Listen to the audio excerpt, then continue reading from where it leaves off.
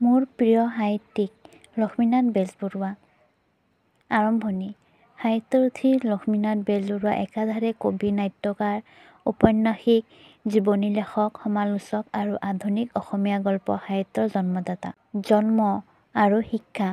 লক্ষ্মীনাথ বেজবৰুৱাদেৱৰ জন্ম হয় 1868 চনৰ অবিভক্ত নগাঁও জিলাৰ আহতগুৰিৰ ওচৰৰ লুইতৰ বুকুত। নাৱৰ ওপৰত জন্মগ্ৰহণ কৰা বাবে লক্ষ্মীনাথ বেজবৰুৱাৰ মতে তেওঁ ভূমিষ্ঠ নহয়, নৌকাস্থহে হ'ল।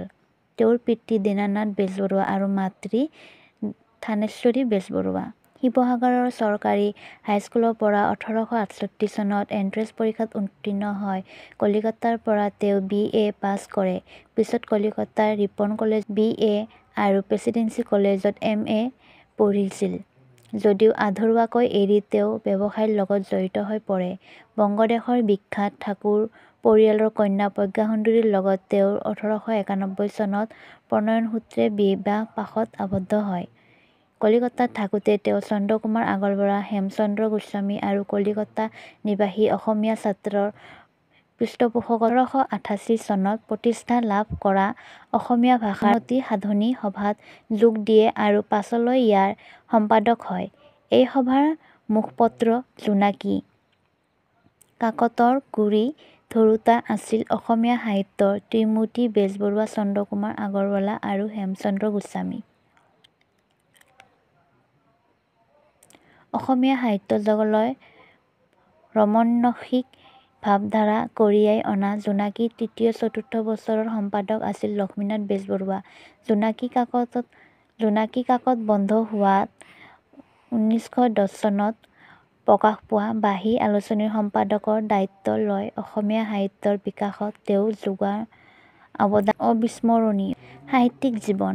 বেজবৰুৱা সাহিত্যিক জীৱন পাতনি মেলে জোনাকী কাকতৰ মাজতেই। প্ৰথম সংখ্যা জোনাকীৰ পাততেই তেওঁৰ ধেমালীয়া নাট্য লুটিকাই 1890 চনত খণ্ড খণ্ডকৈ প্ৰকাশ পায়। বেজবৰুৱাৰ অন্যান্য ধেমালি নাট হৈছে নোমল 1913 চন, পাচনি 1913 চন, চিকৰকতি নিকৰপতি 1913 চন, তদুপৰি চক্ৰধ্বজ সিংহ 1915, জয়মতী কুঁৱৰী 1915, বেলিমাৰ 1915 এই তিনিখন তেওঁৰ বুৰঞ্জীমূলক নাটক। পদুম কুঁৱৰী 1895 তেওঁৰ একমাত্ৰ উপন্যাস। বুঢ়ী আইৰ সাধু 1911 আৰু ককাদেউতা আৰু নাতিলৰা 1912।